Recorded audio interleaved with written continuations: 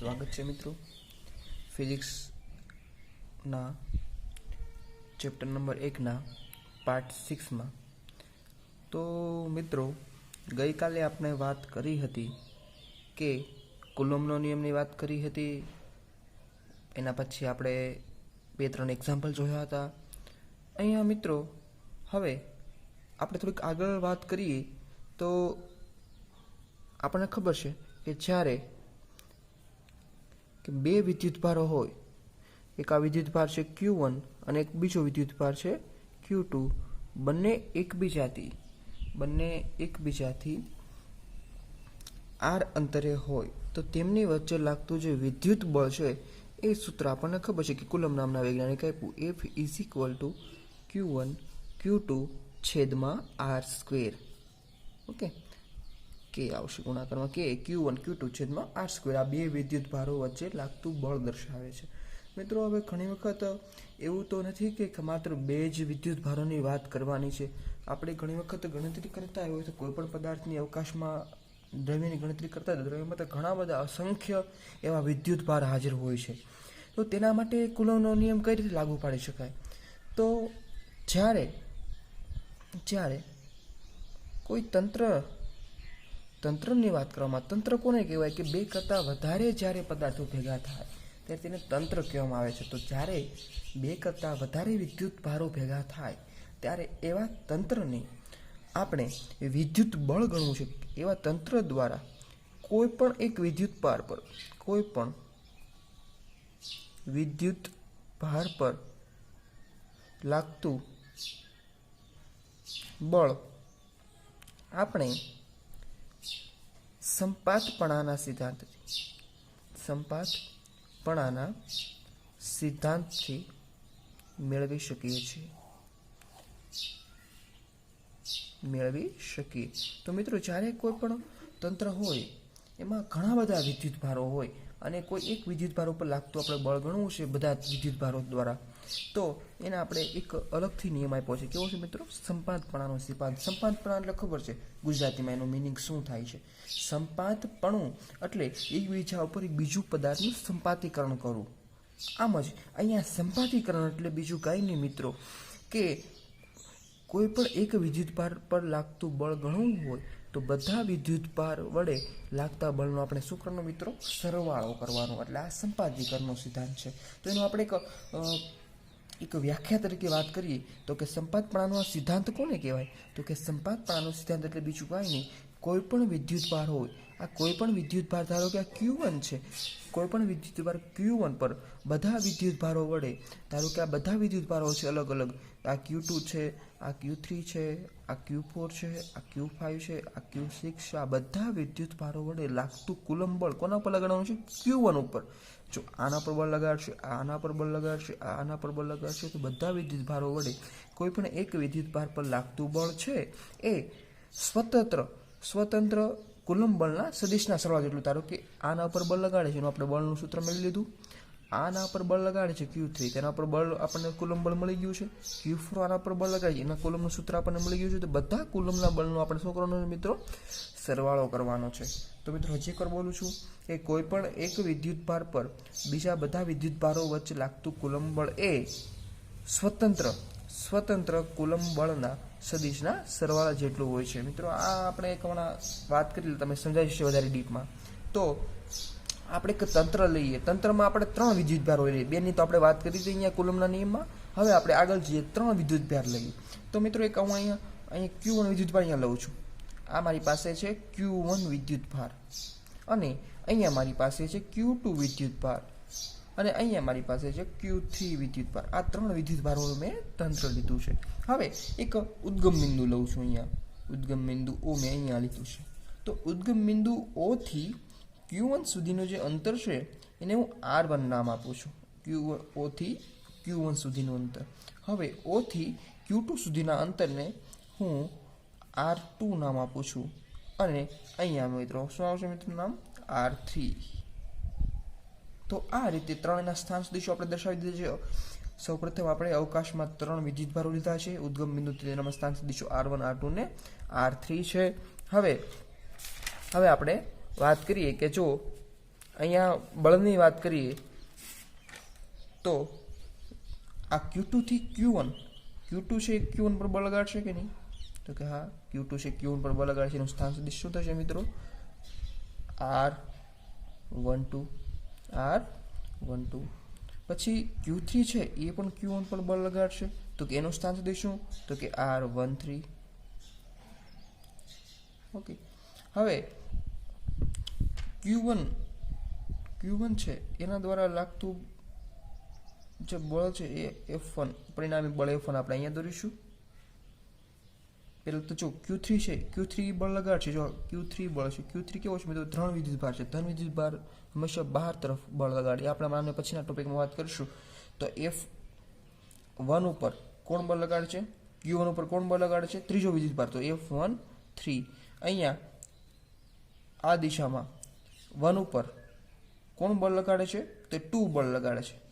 તો મિત્રો જો F13 અને F12 એની પરિણામી સદિશ આપણને અહીંયા મળે છે F1. આ મિત્રો F1 શું છે? પરિણામી સદિશ. તો અહીંયા આપણે પહેલા ગણતરી કરી લઈએ. F12 ની ગણતરી કરીએ. F12, ચલો F12 બરાબર 1/4πε0 ગુણાકારમાં અહીંયા કેટલો Q1 અને Q2 વિદ્યુતભાર છે, તો ગુણાકારમાં શું આવશે? Q1 અને Q2, અને 1 અને 2 વચ્ચેનું અંતર કેટલું છે મિત્રો? R12. તો છેદમાં શું આવશે? R12 એનો વર્ગ ગુણાકારમાં એની દિશા R12 કેપ. ઓકે, અને સમીકરણ નંબર 1 કહી દઈએ. આ કના પર લાગતું બળ છે મિત્રો? Q1 વિદ્યુતભાર પર Q2 વડે લાગતું બળ. હવે કોના પર લાગતું બળ મિત્રો? Q1 પર.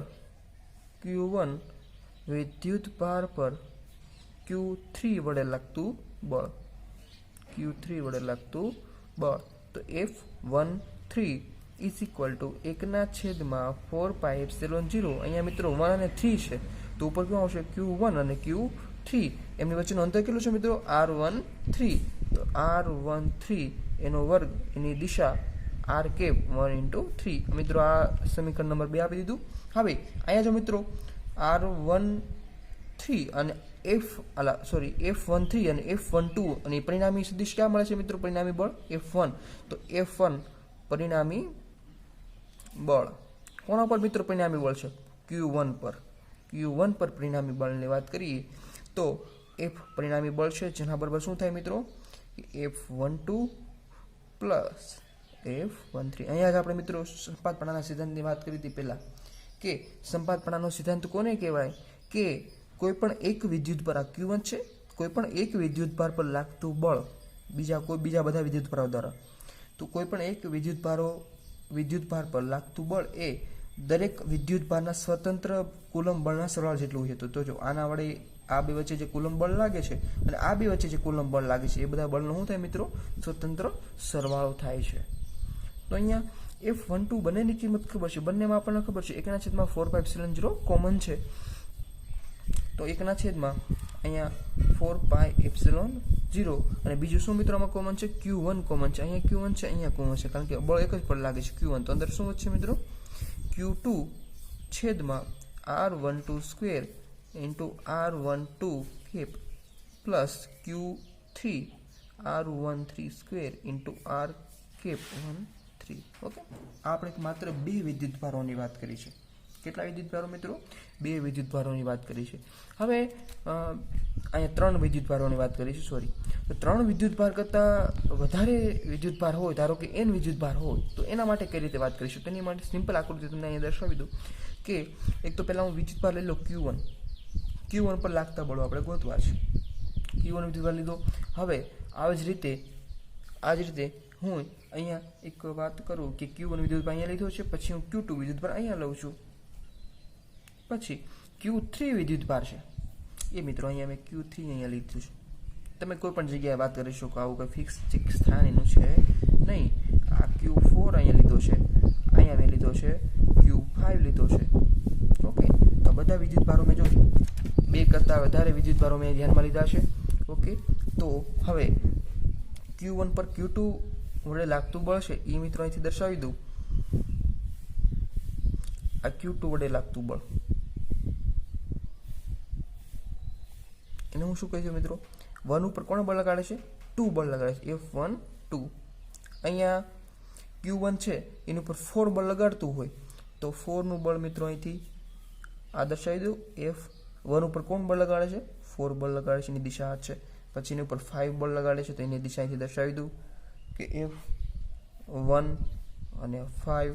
આ Q3 બળ લગાડે છે તો Q3 વડે લાગતું બળ F1 3. મિત્રો અહીંયા જો મિત્રો બધા વિદ્યુતભારો વચ્ચે લાગતું બળ મળી ગયું છે. ઓકે, તો મિત્રો આ ખાલી આપણે કેટલા 5 વિદ્યુતભારો વાત કરી છે Q5 લગીને. આવી રીતે ધારો કે n વિદ્યુતભારો હોય તો તેના પર લાગતું બળ ધારો કે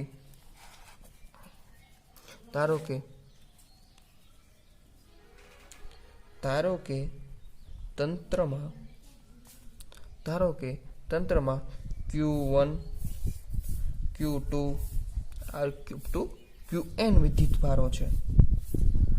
Qn વિદ્યુતભારો છે,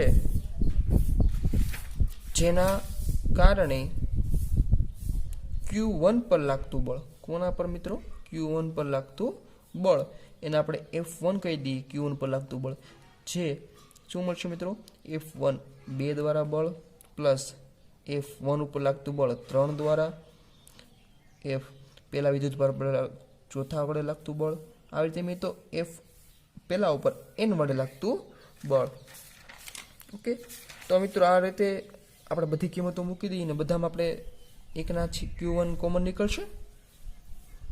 એક સ્ટેપ વધારે લખીએ તો પહેલા 1/4πε0 બધામાં કોમન, ઉપર F12 છે તો અહીંયા Q1 Q2 છેદમાં R12² into R cap into 12 plus અહીંયા 13 ની વાત કરીએ છીએ તો Q1 Q3 છેદમાં R13² ઇન્ટુ R કેપ 13. આવી રીતે મિત્રો અહીંયા n છે અપ ટુ તો Q1 ઇન્ટુ Qn છેદમાં R1n² into R cap into 1n. આમાંથી મિત્રો Q1 બધામાં કોમન છે તો આમાંથી Q1 કોમન કાઢીશું, Q1 છેદમાં 4πε0 અંદર શું છે મિત્રો, Q2 Q3 Q4 up to Qn. આપણે એને સમેશન રૂપે દર્શાવી દઈએ. સમેશન ઇઝ ઇક્વલ ટુ આથી મિત્રો Q2 થી ચાલુ થાય છે છેદમાં 2 થી n ઉપર આવશે Qi છેદમાં R 1 બધામાં કોમન છે મિત્રો, 1 1 1 અહીંયા ફરે છે, 2 3 n ફરે છે તો અહીંયા I આવશે. Okay, into R 1I. Okay, જ્યાં મિત્રો I બરાબર શું છે તો કે 2 3 4 5 અપ ટુ n સુધી. ઓકે, તો મિત્રો આપણે સંપાતપણાના સિદ્ધાંતની વાત કરી છે. સંપાતપણાનો સિદ્ધાંત એટલે બીજું મિત્રો કાંઈ નહીં, સંપાતપણાનો સિદ્ધાંત એટલે દરેક વિદ્યુતભાર વડે કોઈ પણ એક ફિક્સ વિદ્યુતભાર પર લાગતું બળ ગોતું હોય તો બધાનો સ્વતંત્ર બળનો સરવાળો કરવાનો છે. તો આ સંપાતપણાનો સિદ્ધાંત છે જે આગળ જતાં આપણે ખૂબ જ ઉપયોગી છે. પછી આના પછી મિત્રો એક ઉદાહરણ છે, ઉદાહરણ નંબર છે 1.6. ઉદાહરણ નંબર 1.6 ની વાત કરીએ તો કે અહીંયા ઉદાહરણ 1.6. તો ઉદાહરણ 1.6 માં આપણે શું વાત કરવામાં આવે છે કે આપણી પાસે L લંબાઈના સમબાજુ ત્રિકોણ છે. આપણે એક સમબાજુ ત્રિકોણ આપણી પાસે છે, આ સમબાજુ ત્રિકોણ દરેક બાજુની લંબાઈ L છે, દરેક બાજુની લંબાઈ કેટલી છે, L છે. અને આ સમબાજુ ત્રિકોણના શિરોબિંદુ પર Q1 Q2 અને Q3 વિદ્યુતભાર મૂકેલા છે.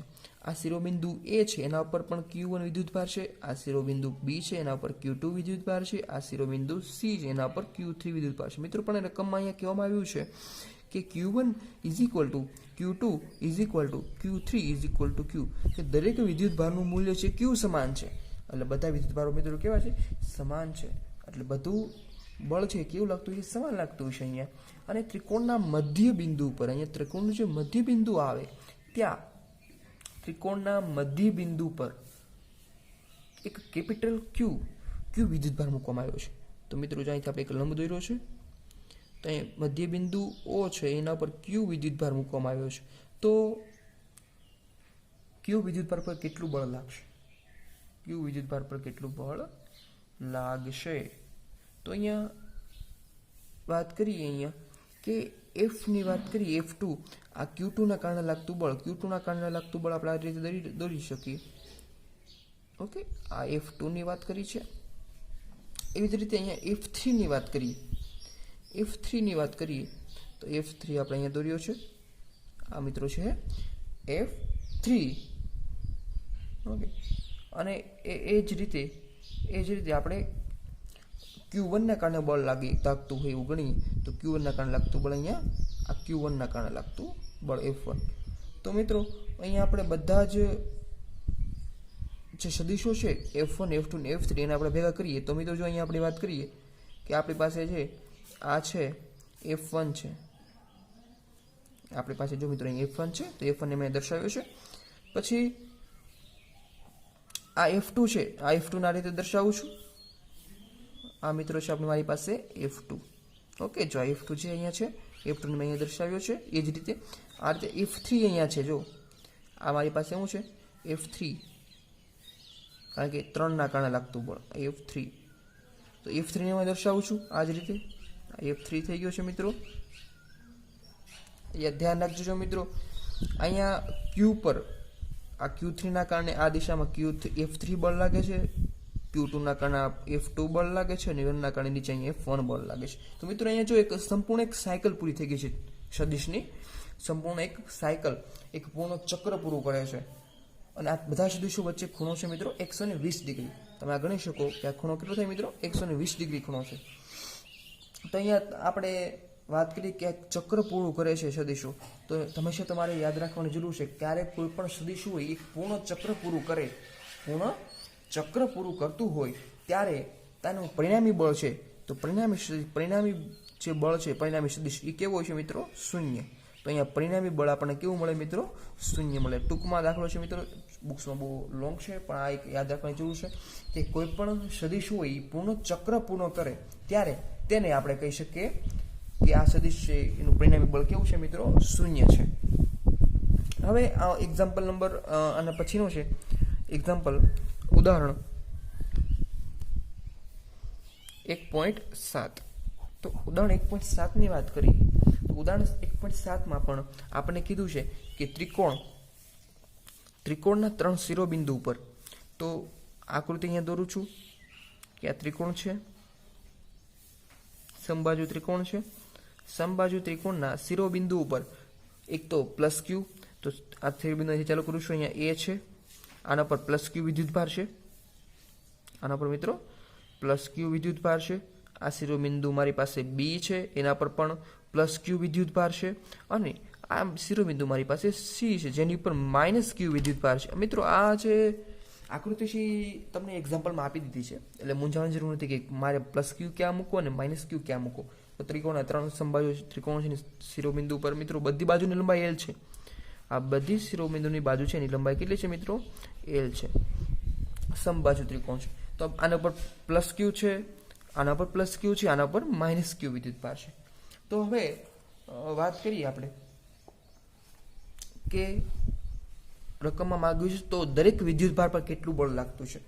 તો આ વિદ્યુતભાર પર આના દ્વારા કુલ કેટલું બળ લાગતું છે, આ વિદ્યુતભાર પર આના દ્વારા અને આના દ્વારા કેટલું બળ લાગતું હશે, અને આ વિદ્યુતભાર પર આ દ્વારા અને આના દ્વારા કેટલું બળ લાગતું છે આપણે ગણતરી કરવાની છે. તો મિત્રો હવે આપણે ધ્યાનથી જોઈશું કે પહેલાં આપણે એ બિંદુની વાત કરીએ. અહીંયા એ બિંદુ છે. હવે એ બિંદુ છે તો એ બિંદુ ઉપર આ Q2 એટલે મતલબ આ બી બિંદુના કારણે લાગતું બળ વાત કરીએ તો જો બી ધન વિદ્યુતભાર છે એટલે એનું બળ કઈ તરફ હશે? બહાર તરફ. મિત્રો યાદ રાખજો, ધન વિદ્યુતભાર હોય એટલે એની બળની ક્ષેત્રરેખા બહાર તરફ હોય. એ આપણે આગળ વાત કરીશું આના પછીના ટોપિકમાં. ધન વિદ્યુતભારની ક્ષેત્રરેખા બળ બહાર તરફ હોય અને ઋણ વિદ્યુતભાર હોય તો ક્ષેત્રરેખા કઈ તરફ હોય મિત્રો? પોતાની તરફ હોય. તો અહીંયા બી બિંદુ છે તો એના કારણે અહીં Q+Q કારણે આ +Q પર લાગતું બળ F, એ ઉપર બિંદુ છે ને એ બિંદુ પર લાગતું બળ કોના દ્વારા? બી દ્વારા, FAB. ઓકે, એ રીતે મિત્રો અહીંયા સી બિંદુ છે. આ જો માઇનસ વિદ્યુતભાર છે, હમણાં જ વાત કરી હતી મેં કે માઇનસ વિદ્યુતભાર હોય એના દ્વારા જે લાગતું બળ હોય એની જે રેખા હોય બળની રેખા એ પોતાની તરફ હોય, કારણ કે આકર્ષણ બળ હોય છે મિત્રો, માઇનસ ને પ્લસ વચ્ચે કેવું હોય છે મિત્રો, આકર્ષણ બળ હોય છે.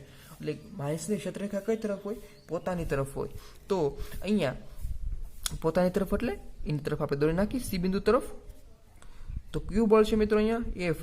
કોના પર બળ લાગે છે, એ ઉપર બળ લાગે છે. કોના દ્વારા, તો કે સી દ્વારા. જો એને પોતાની તરફ છે, સી ની તરફ.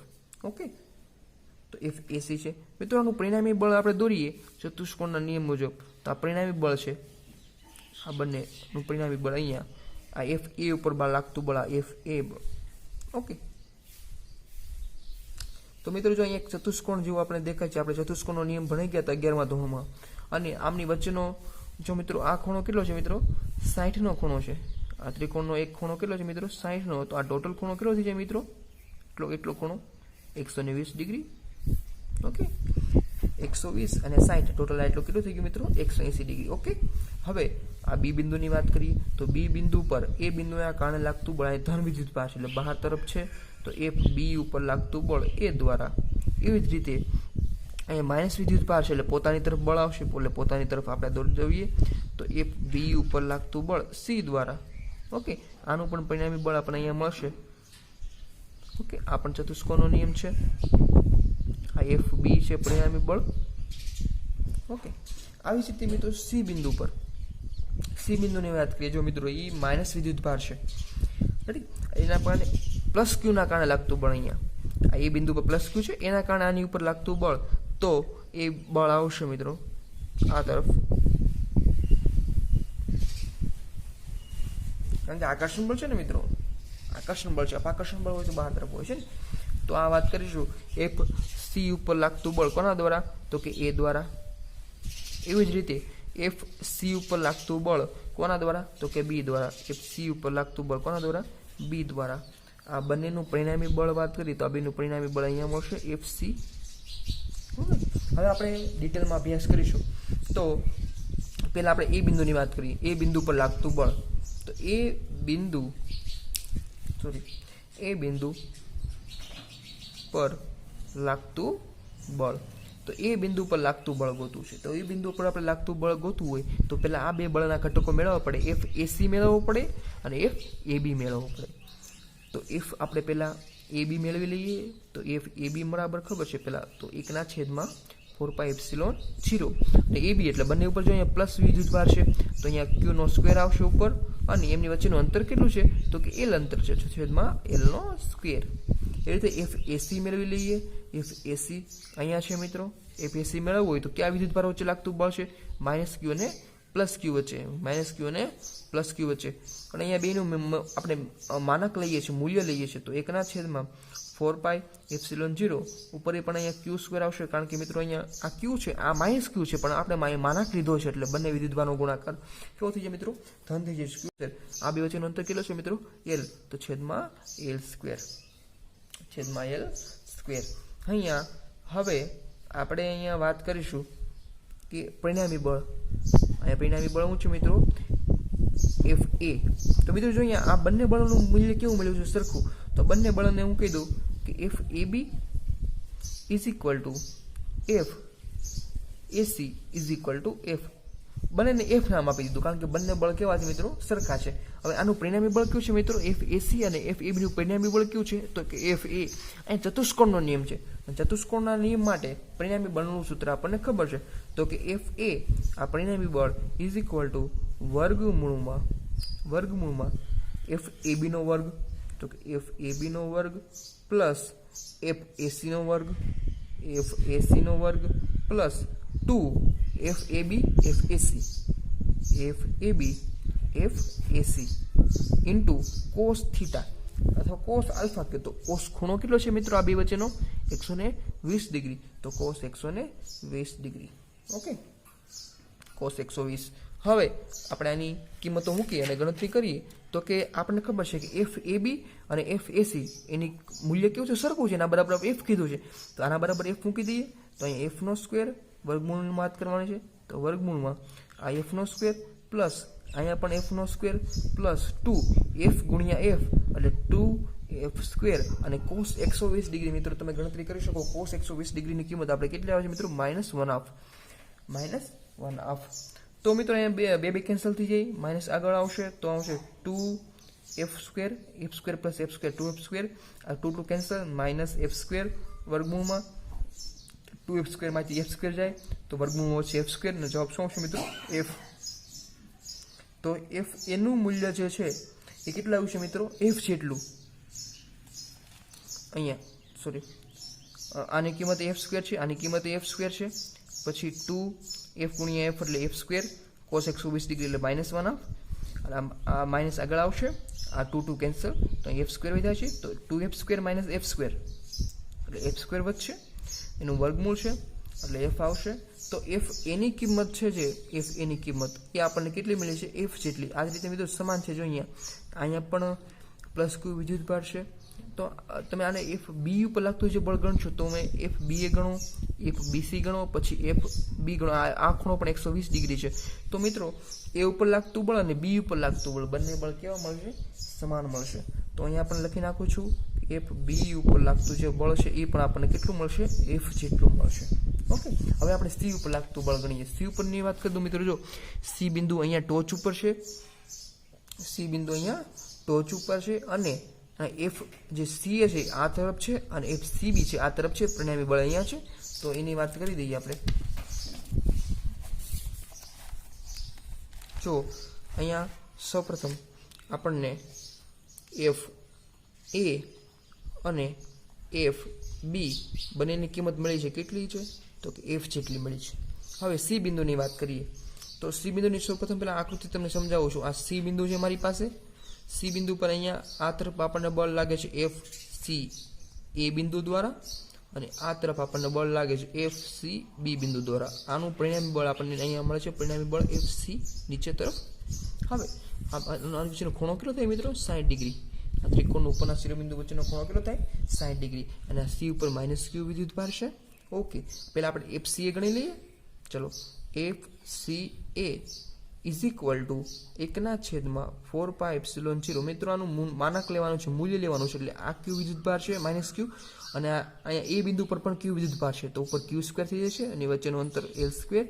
આ રીતે એફ સીબીની વાત કરીએ તો એફ સીબીનું પણ મૂલ્ય લઈએ તો 1/4πε0 q સ્ક્વેર છેદમાં l સ્ક્વેર. મિત્રો જો અહીંયા એફ સી અને એફ સીબી એનું મૂલ્ય પણ બેનું કેવું મળે છે મિત્રો? શૂન્ય સરખું મળે છે. દિશા ભલે અલગ હોય, આપણે માઇનસ નિશાની માનક લીધો છે એટલે મૂલ્ય કેવું થઈ જાય મિત્રો? ધન થઈ જાય છે. તો અહીંયા આપણે કહી શકું કે એફ સી એ હોય અને એફ સીબી હોય, બંનેની કિંમત સરખી, એને પણ એફ કહી દઉં. હવે પરિણામી બળની વાત કરીએ તો પરિણામી બળ એફ સી ઉપર પરિણામી બળની વાત કરીએ, F C is equal to વર્ગમૂળમાં F C is equal to વર્ગમૂળમાં અહીંયા ક્યાં વિદ્યુતભાર છે મિત્રો? બળ કેટલા છે? એફ સી એનો વર્ગ પ્લસ એફ સીબીનો વર્ગ પ્લસ 2 એફ સી એ એફ સીબી ઇન્ટુ કોસ, ખૂણો કેટલો છે અહીં મિત્રો? 60 ડિગ્રીનો, કોસ 60 ડિગ્રી. તો અહીંયા પણ કિંમત મૂકી દઈએ, એફ સી એ અને એફ સીબી બરાબર એફ છે, તો અહીંયા વર્ગમૂળમાં એફનો સ્ક્વેર પ્લસ એફનો સ્ક્વેર પ્લસ 2 એફનો સ્ક્વેર અને કોસ 60 ડિગ્રી એટલે કેટલા થાય મિત્રો? 1/2. તો અહીંયા બે કેન્સલ થઈ જાય, તો અહીંયા કેટલા થઈ જશે? 3f square. તો 3f સ્ક્વેરનું વર્ગમૂળ લઈએ તો √3f. તો એફ સીની પણ કિંમત મળી ગઈ છે કે √3f. અહીંયા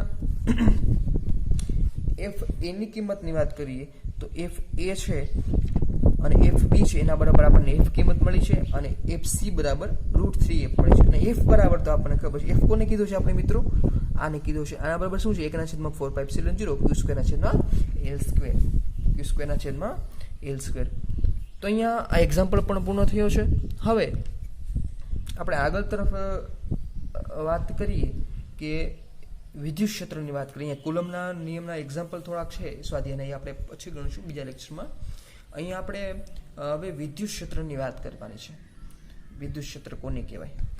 ઓકે, તો હવે નવો ટોપિક આપણે અહીંયા ચર્ચા કરીશું, વિદ્યુત ક્ષેત્ર. વિદ્યુત ક્ષેત્ર. ઓકે, અહીંયા વિદ્યુત ક્ષેત્રની વાત કરવાની છે. તો વિદ્યુત ક્ષેત્રની વાત કરતા પહેલા આપણે અહીંયા જોઈ લઈએ કે એક મારી પાસે એક ફ્રેમ છે જેમાં અહીંયા ઉદ્ગમ બિંદુ છે, આ મિત્રો મારી પાસે શું છે? ઉદ્ગમ બિંદુ O. તો હવે ઉદ્ગમ બિંદુ O છે, ઉદ્ગમ બિંદુ ઉપર મેં +Q વિદ્યુતભાર મૂકેલો છે. ઉદ્ગમ બિંદુ પર મેં +Q વિદ્યુતભાર મૂકેલો છે. હવે તેનાથી r અંતર દૂર, ઉદ્ગમ બિંદુ ઉપર જે +Q વિદ્યુતભાર છે તેનાથી r અંતર દૂર, અહીંથી મેં r અંતર એક દૂર, અહીંયા P બિંદુ છે. શું મિત્રો? P બિંદુ છે. આ P બિંદુ પર મેં q વિદ્યુતભાર મૂકેલો છે. મેં P બિંદુ પર q વિદ્યુતભાર મૂકેલો છે. અહીંયા મિત્રો આ ઉદ્ગમ બિંદુ પર q વિદ્યુતભાર છે, આ પણ ધન વિદ્યુતભાર છે અને આ પણ ધન વિદ્યુતભાર છે. તો બંને વચ્ચે અંતર r છે અને તો તેમની વચ્ચે શું થાય મિત્રો? અપાકર્ષણ બળ થાય. શું થાય? અપાકર્ષણ બળ થાય. અપાકર્ષણ બળના કારણે શું થાય મિત્રો? પ્રવેગ ઉત્પન્ન થાય અને પ્રવેગના કારણે બંને વિદ્યુતભારો ગતિ કરશે. પરંતુ અહીંયા આપણે બંને વિદ્યુતભાર ગતિ ના કરી શકે, પણ એક જ વિદ્યુતભાર ગતિ કરે, જેની આપણે અહીંયા વાત કરવાની છે.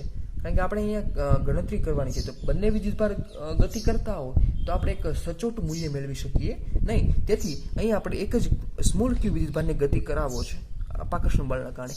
તો અહીંયા q વિદ્યુતભાર કેવો લઈશું મિત્રો? સૂક્ષ્મ લઈશું અને આ વિદ્યુતભાર થોડોક આપણે મૂલ્યમાં વધારે લઈશું, જેના કારણે આ વધારે મૂલ્યનો હોવાથી આ વિદ્યુતભાર અહીંથી પોતાની જગ્યામાંથી દૂર જશે નહીં. પરંતુ q વિદ્યુતભાર છે જેનો વજન છે અથવા જેનું મૂલ્ય છે ઓછું હોવાથી તે ખસીને દૂર જશે, કારણ કે અહીંયા બંને વચ્ચે અપાકર્ષણ બળ છે.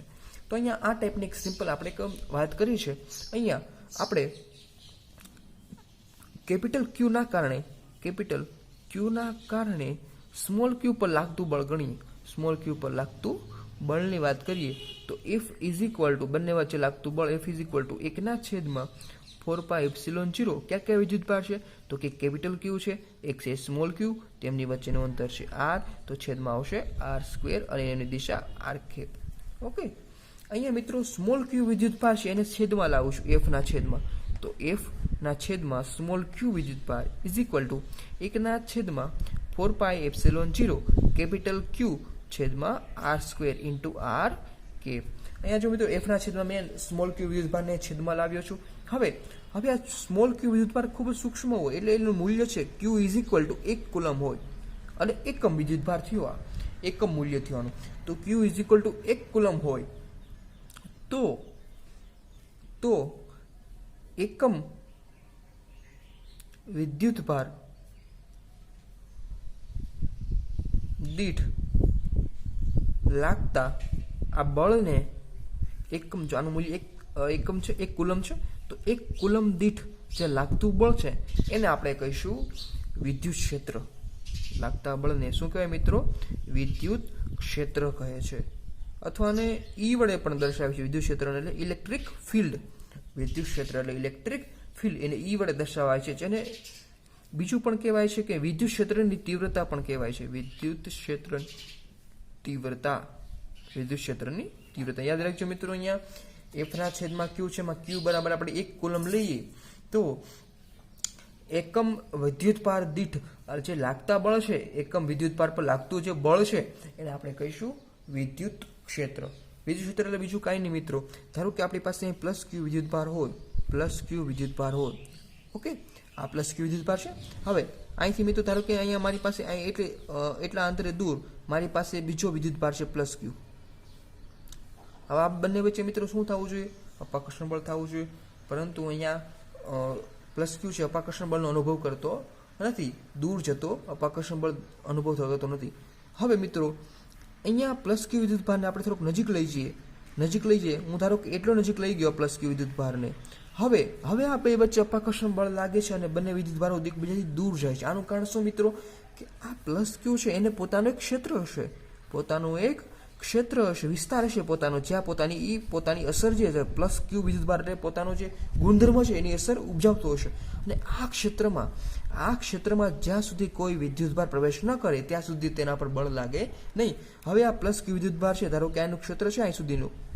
હવે આ +Q વિદ્યુતભાર એના ક્ષેત્રમાં આવી ગયો છે, હવે એના ઉપર બળ લાગશે. જ્યારે આ Q વિદ્યુતભાર પહેલા દૂર હતો ત્યારે ક્ષેત્રથી દૂર હતો ત્યારે તેના પર અસર લાગુ પડતી નહીં. જેવી રીતે આપણે ચુંબકની વાત કરીએ તો ચુંબક છે, આ N અને S. હવે ચુંબક જો મિત્રો અહીંયા દૂર છે, એટલો દૂર છે N અને S, હા, એની વચ્ચે ક્યાંય આકર્ષણ બળ લાગતું નથી. આ નોર્થ છે ના સાઉથ છે એની વચ્ચે આકર્ષણ બળ લાગતું નથી. હવે આ ચુંબકનું ધારો કે એક ક્ષેત્ર છે એસથી એન તરફ, આ ચુંબકનું ક્ષેત્ર છે, આ ચુંબકનું ક્ષેત્ર છે, આ ક્ષેત્રની રેખા છે, ક્ષેત્ર રેખાની અંદર જ્યારે આપણે ચુંબકને લાવીએ એના એસને, હવે મિત્રો આ બેની વચ્ચે શું થાય છે? આકર્ષણ બળ લાગશે. જ્યાં સુધી ક્ષેત્રથી દૂર હતું ત્યાં સુધી આકર્ષણ બળ લાગતું નથી. તો આને ક્ષેત્ર છે એ કોઈ પણ એક ક્ષેત્ર છે, વિદ્યુત ક્ષેત્ર, એ વિદ્યુત ભારનો એક ગુણધર્મ છે. એ પોતાનું એક ક્ષેત્ર હોય છે જેમાં એ ક્ષેત્રમાં જ વિદ્યુત ભાર, બીજો વિદ્યુત ભાર પ્રવેશ કરે તો એના પર બળનો અનુભવ થાય છે. તો અહીંયા વાત કરી છે કે એફના છેદમાં ક્યુ છે, તો આ ક્યુ વિદ્યુત ભાર પર આના ક્ષેત્ર છે, આનું ક્ષેત્ર જે છે એના કારણે જે લાગતું બળ છે, તો એકમ વિદ્યુત ભાર દીઠ લાગતું બળ છે, આ બળ કોના કારણે લાગે છે મિત્રો? તો કેપિટલ ક્યુના કારણે.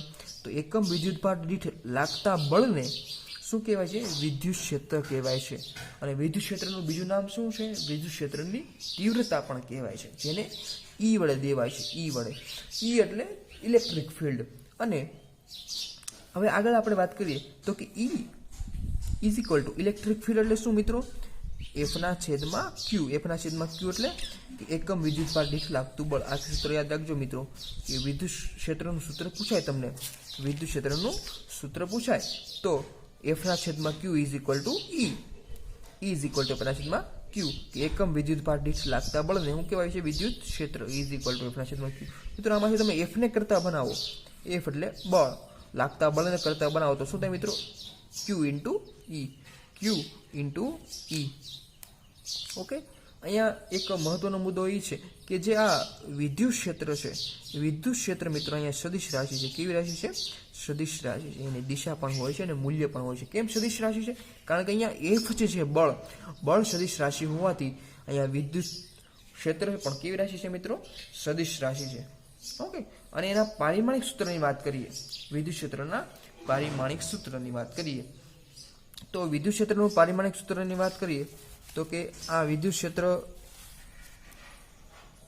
ઈનું પારિમાણિક સૂત્ર પાછું તમે મેળવી શકો છો સૂત્રો પરથી, પણ હું અહીંયા લખું છું direct M1 L1 T-3 A-1. આ તમે પણ મેળવી શકો છો કયા સૂત્ર પરથી? તો કે ઇઝ ઇક્વલ ટુ એફના છેદમાં ક્યુ છે, એમાં ક્યુ એટલે કુલમનો વિદ્યુતભાર મૂકી દેવાનું, અહીંયા બળનું પારિમાણિક સૂત્ર મૂકી દેવાનું. આના પરથી તમે આ પારિમાણિક સૂત્ર મેળવી શકો છો. તો અહીંયા આપણે અહીંયા વાત કરી છે વિદ્યુત ક્ષેત્રની, જેનું સૂત્ર તમારે યાદ રાખવાનું છે, is equal to F by Q. હવે આના જે મહત્વના મુદ્દા છે વિદ્યુત ક્ષેત્રના